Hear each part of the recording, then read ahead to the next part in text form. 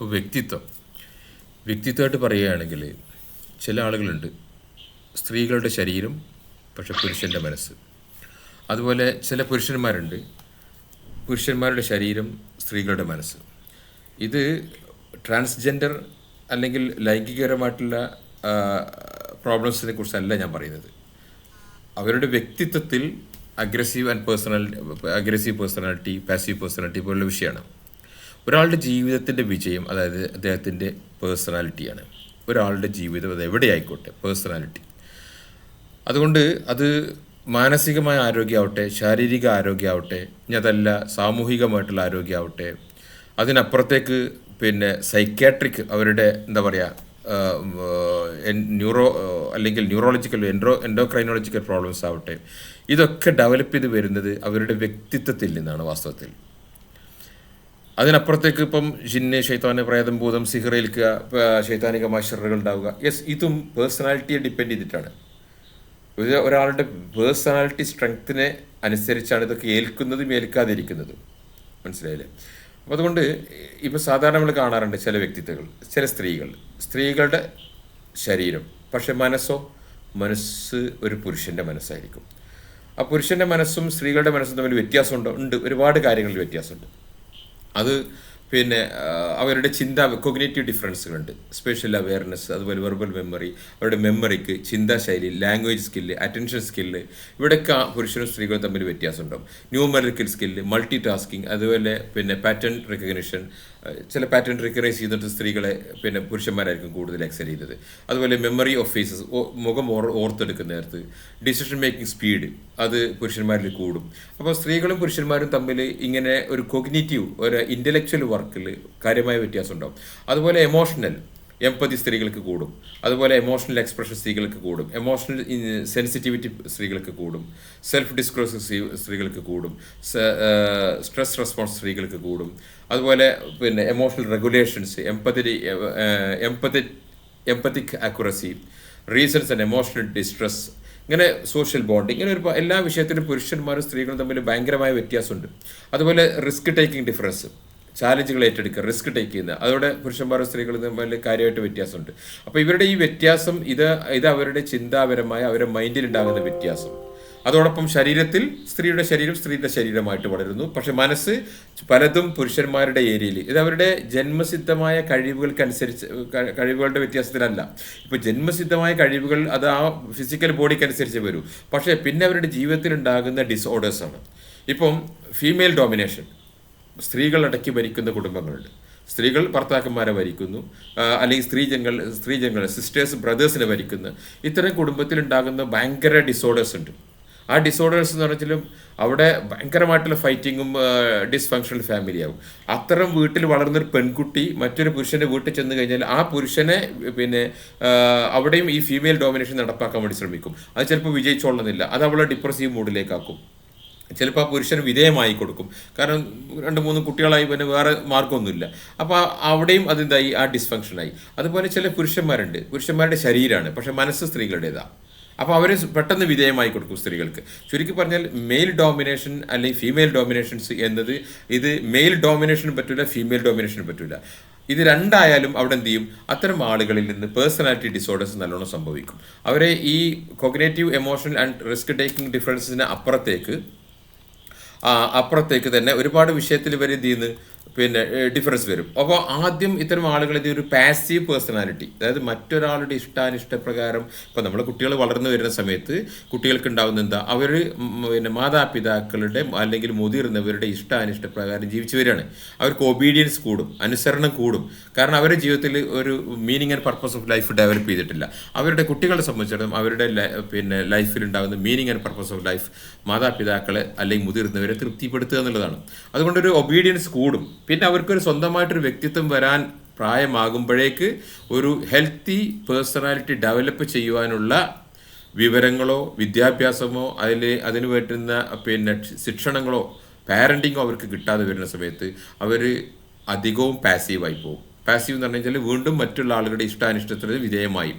അത് വിധേയമായി കുറച്ചു കാലമൊക്കെ നടക്കും. പിന്നെ അവരെന്ത് ചെയ്യും, അഗ്രസീവ് ആകും.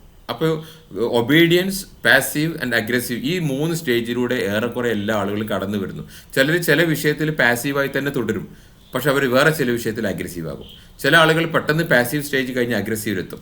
ഈ അഗ്രസീവും പാസീവും അനുസരിച്ച് psychological problems, psychiatric problems difference ആവും. ഇപ്പോൾ പാസീവ് പേഴ്സണാലിറ്റികൾക്ക് ഡിപ്രഷൻ കൂടും, ആങ്സൈറ്റി ഡിസോർഡേഴ്സ് കൂടും, അതുപോലെ ഡിപ്പെൻഡൻറ്റ് പേഴ്സണാലിറ്റി ഡിസോർഡേഴ്സ് കൂടും, അവോയ്ഡൻസ് പേഴ്സണാലിറ്റി ഡിസോർഡേഴ്സ് കൂടും, ഒബ്സസീവ് കമ്പൽസീവ് OCD കൂടും, സൊമാറ്റിക് സിംറ്റംസ് ഓഫ് ഡിസോർഡേഴ്സ് ഒരുപാട്. അപ്പം പാസീവ് പേഴ്സണാലിറ്റിക്ക് അത് കൂടും. അഗ്രസീവിനാണെങ്കിൽ വേറെ ടൈപ്പ് ഓഫ് പേഴ്സൺ, പിന്നെ borderline personality disorder, antisocial, അതുപോലെ പിന്നെ ഒരുപാട് ബൈപ്പോളർ ഡിസോർഡർ, പിന്നെ വയലൻസുകൾ കംപ്ലീറ്റ് വരെ അഗ്രസീവ് എന്ന് വരിക. അപ്പോൾ ഈ അഗ്രസീവും പാസീവും ശരിക്ക് ജീവിതത്തിൽ വർക്ക് ചെയ്യുന്നത് അത് രോഗപരമായി വരുന്ന സമയത്ത് നമ്മൾ ശ്രദ്ധിക്കുക. പക്ഷേ അത് സോഷ്യൽ ഹെൽത്തിന്, സാമൂഹിക ആരോഗ്യത്തെ, ഫാമിലിയുടെ ഫംഗ്ഷനും ഡിസ്ഫങ്ഷനും കാര്യമായിട്ട് ബാധിക്കും. ഇവിടെ ഞാൻ പറഞ്ഞു വരുന്നത് ഇത് ഒരു സൈക്കോളജിക്കൽ ഫീലിങ്സോ അല്ലെങ്കിൽ സൈക്കോളജിക്കൽ ഡിസീസോ അല്ലെങ്കിൽ ഫാമിലി പ്രോബ്ലംസോ മാത്രമല്ല. ഇതാണ് വാസ്തവത്തിൽ ശൈത്താനികമായ ഷെറുകൾ, പിശാച് ബാധയോ സിഹറോ, പിന്നെ കണ്ണേറോ അല്ലെങ്കിൽ എമോഷണൽ ട്രാൻസ്ഫേഴ്സോ, അസൂയ കൊള്ളുക, കണ്ണേറ് കൊള്ളുക, കേട്ടിട്ടില്ലേ? ഇത്തരം സംഭവങ്ങൾ ഏൽക്കുന്നതും ഏൽക്കാതിരിക്കുന്നതിന് മാനദണ്ഡം ബേസിക് ആയിട്ടുണ്ടാകുന്നത് ഇയാളുടെ പേഴ്സണാലിറ്റിയാണ്. ഈ പേഴ്സണാലിറ്റി ഹെൽത്തി ആണെങ്കിൽ പിന്നെ അവൻ്റെ മതപരമായ സംരക്ഷണങ്ങൾ കൊണ്ട് ഇവന് ഉപകാരപ്പെടും. ഈ പേഴ്സണാലിറ്റി ഹെൽത്തി അല്ലെങ്കിലോ മതപരമായ പിന്നെ ദുആകൾ കൊണ്ടും ദിക്റുകൾ കൊണ്ടും ഉദ്ദേശിച്ചത്ര ഗുണം കിട്ടിക്കൊള്ളണം എന്നില്ല. ഇതാണ് വാസ്തവത്തിൽ ഇമാം ഇബ്നുൽ ഖയ്യിം അൽ ജൗസി അദ്ദേഹത്തിൻ്റെ പുസ്തകത്തിൽ പിന്നെ എടുത്തു ഉദ്ധരിക്കുന്ന ഭാഗം. മനസ്സിലായില്ലേ? ഒരാളുടെ നഫ്സി ആയിട്ടുള്ള ഖവിയത്ത് നഫ്സ് ആത്മാവിനെ ശക്തിപ്പെടുത്തുക.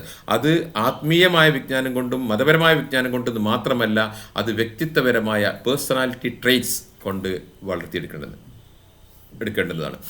ഇവിടെ ഞാൻ പറഞ്ഞു വരുന്ന പോയിന്റ് എന്താണെന്ന് ചോദിച്ചാൽ, ഇപ്പോൾ ഫീമെയിൽ ഡോമിനേഷൻസിൽ പിന്നെ മാതാക്കൾ ഭർത്താക്കന്മാരെ അതിച്ച്, അല്ലെങ്കിൽ മാതാക്കൾ പിതാക്കളെയും അവിടെയുള്ള പുരുഷന്മാരെയും അടക്കി ഭരിച്ചുകൊണ്ടും, അല്ലെങ്കിൽ അവരുടെ കാര്യങ്ങളൊക്കെ മാതാക്കൾ, സ്ത്രീജനങ്ങൾ നിയന്ത്രിക്കുന്ന കുടുംബത്തിൽ വരുന്ന കുട്ടികൾ ആ പെൺകുട്ടികൾ അതേ സ്വഭാവത്തിലാണ് എന്ത് ചെയ്യുക, പിന്നെ ഭർത്താക്കന്മാരെ വീട്ടിൽ പോയിട്ട് പെരുമാറുക. അത് അവരുടെ ജീവിതത്തിൽ ഒരുപാട് പ്രശ്നങ്ങൾ ഉണ്ടാക്കുന്നത് മാത്രമല്ല, പ്രത്യേകിച്ച് സ്ത്രീകൾ ഇൻ്റലക്ച്വലി ബുദ്ധിപരമായ ഭർത്താക്കന്മാരെക്കാൾ കൂടുതൽ ഇൻ്റലക്ച്വലും എമോഷണലും അതുപോലെ റിസ്ക് ടേക്കിങ്ങിലൊക്കെ മികച്ചു നിൽക്കുന്ന പെൺകുട്ടികൾ, അവർക്ക് പ്രത്യേകിച്ച് ജോലിയും കാര്യമുണ്ട്, അല്ലെങ്കിൽ സോഷ്യൽ വർക്ക് കൂടുതലാണ്, സോഷ്യൽ ഇൻവോൾവ്മെൻറ്റ് കൂടുതലാണെങ്കിൽ അവർക്ക് ശരിക്കും ഈ ഭർത്താക്കന്മാരെ ഒരു ഭർത്താവ് എന്ന നിലവാരത്തിൽ കൊണ്ടു നടക്കാൻ ഭയങ്കര ബുദ്ധിമുട്ട് വരും.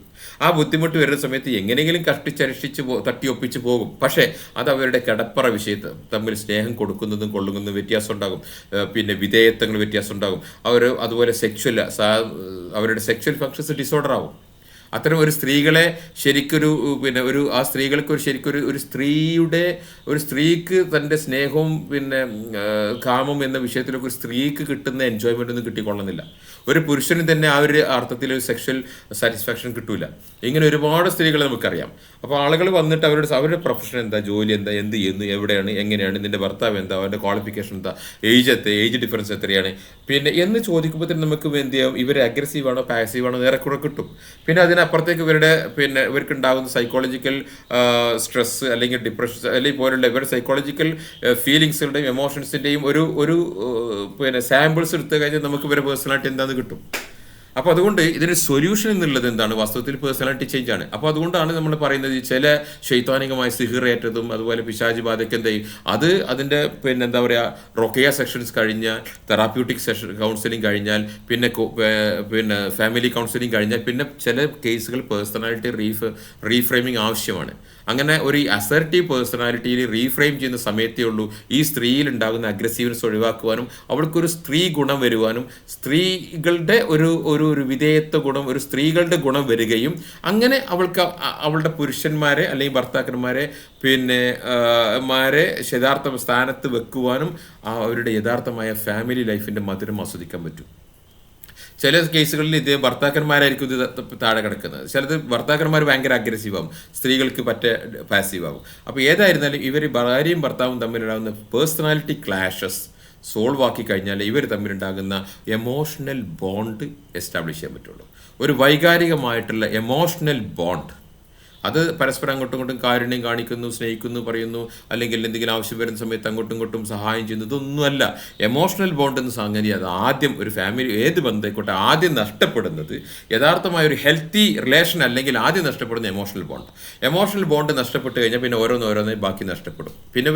പിന്നെ ഒരു എന്താ പറയുക, ഒരു തട്ടിയൊപ്പിച്ച് പോകുന്ന രീതിയിലായിരിക്കും. മനസ്സിലായില്ലേ? അപ്പോൾ അതുകൊണ്ടാണ് ചില കേസസ് ശൈത്താനികമായ ഷറുകളിൽ നിന്ന് പൂർണ്ണമായ മോചനം കിട്ടണമെങ്കിൽ ചിലപ്പം ഞാൻ പറഞ്ഞില്ലേ റുഖിയ, യെസ്, അതിൻ്റേതായ തലങ്ങളുണ്ട്. അത് എല്ലാ തലങ്ങളിലേക്കും അത് പറ്റൂല, ഒരു സംശയമല്ല. അതെൻ്റെ ഉലമാക്കൾ തന്നെ വിഷയമാക്കിയിട്ടുണ്ട്. ഇമാം ഇബ്നുൽ ഖയ്യിം ജൗസി വിഷയത്തിൽ എഴുതപ്പെട്ട ഗ്രന്ഥങ്ങളൊക്കെ അതേ അർത്ഥത്തിലാണ്. മനസ്സിലായില്ലേ? അൽഫവായിദ് എന്ന ഗ്രന്ഥമുണ്ട്. ഈ അൽഫവായിദിൽ ഞാൻ ഈ പറഞ്ഞ പേഴ്സണാലിറ്റി ചേഞ്ച് എങ്ങനെ ഒരാളിൽ എങ്ങനെ മാറ്റം വരുത്താം, ഒരാളുടെ പേഴ്സണാലിറ്റി എങ്ങനെ മാറ്റാം എന്ന് ഇമാം ഇബ്നുൽ ഖയ്യിം ജൗസി 7 സ്റ്റെപ്പിലൂടെ വിശദീകരിക്കുന്നുണ്ട്. ഓരോ സ്റ്റെപ്പും വിശദമായി വിശദീകരിക്കുന്നുണ്ട് അൽഫവായിദ് എന്ന ഗ്രന്ഥത്തിൽ. മനസ്സിലായില്ലേ? അതുപോലെ പിന്നെ ഇഗാസത്തുൽ അഫാൻ മിൻ മസായിദ് ഷൈത്താൻ എന്ന ഗ്രന്ഥത്തിലാണ് തെറാപ്യൂട്ടിക് കൗൺസിലിങ്ങിൻ്റെ ബേസുകൾ ഇമാം ഇബ്നുൽ ഖയ്യിം ജൗസി വിശദീകരിക്കുന്നത്.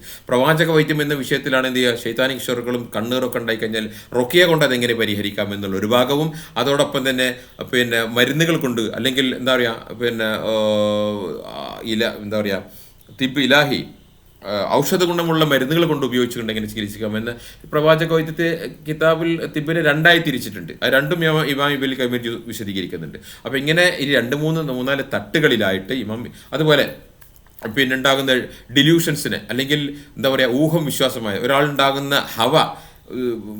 എന്താ പറയുക ദേഹേച്ഛ, ഈ ദേഹേച്ഛയെ പൊളിച്ചെടുക്കുക, ഈ ദേഹേച്ഛയെ പൊളിച്ചെടുക്കുവാനുള്ള ടെക്നിക്കൽ ഇമാം ഇബ്നുൽ ഖയ്യിം ജൗസി അത് പ്രത്യേകം വരും. ദിമ്മുൽ ഹവ, ദ ഡിസ്പ്രൈസൽ ഓഫ് ഹവ എന്നൊരു പുസ്തകം തന്നെ എഴുതിയിട്ടുണ്ട് വേറൊന്ന്. അപ്പോൾ ഈ തെറാപ്യൂട്ടിക് സെഷൻസിലെ പിന്നെ എമോട്ടീവ് പിന്നെ എന്താ പറയുക റേഷണൽ ബിഹേവിയർ തെറാപ്പി, ഇതിൻ്റെ ബേസ് നമുക്ക് ഇമാം ഇബ്നുൽ ഖയ്യിം ജൗസിയിൽ നിന്ന് എടുക്കാൻ പറ്റും. അദ്ദേഹത്തിൻ്റെ ദിമ്മുൽ ഹവ എന്ന ഗ്രന്ഥത്തിൽ നിന്ന് എടുക്കാൻ പറ്റും. അപ്പോൾ ഈ തെറാപ്യൂട്ടിക് ലെവലിലൊക്കെ എന്ത് ചെയ്യും, അന്നത്തെ ഉലമാക്കൾ ആ ഒരു നിലവാരത്തിൽ തന്നെ കൈകാര്യം ചെയ്തിട്ടുണ്ട്. അതിലൊക്കെ ഒന്ന് മോഡേൺ സൈക്കോളജിയിൽ പല രീതിയിൽ വിശദീകരിച്ച് വരുന്നത് നമുക്ക് ഇസ്ലാമികമായിട്ട് ഇതെല്ലാം പിന്നെ വളരെ ഈസി ആയിട്ട് സോൾവ് ചെയ്തെടുക്കാൻ പറ്റും. മനസ്സിലായില്ലേ? അപ്പോൾ അതുകൊണ്ടാണ് ഞാൻ പറഞ്ഞത് പേഴ്സണാലിറ്റി അത് ഒരാളുടെ ജീവിതത്തിൻ്റെ, അത് അയാളുടെ പിന്നെ ആരോഗ്യമാവട്ടെ, മാനസികമാവട്ടെ, ഹാപ്പിനെസ് ആവട്ടെ, സോഷ്യൽ റിലേഷൻ ആവട്ടെ, ഞാൻ അദ്ദേഹത്തിൻ്റെ ജിന്നും ശൈത്താനും പ്രേതം ഭൂതം അതുപോലുള്ള വിഷയത്തിൻ്റെ അതിജീവിക്കുന്നതാവട്ടെ, ഞാൻ അദ്ദേഹത്തിൻ്റെ പിന്നെ രാഷ്ട്രീയമായിട്ടാവട്ടെ, സോഷ്യലാവട്ടെ, അതല്ല അദ്ദേഹത്തിൻ്റെ സാമ്പത്തികമായിട്ട് അല്ലെങ്കിൽ എൻവയോൺമെൻറ്റ് ലൈഫിലെ വിജയം, എന്തിൻ്റെയും അടിസ്ഥാനം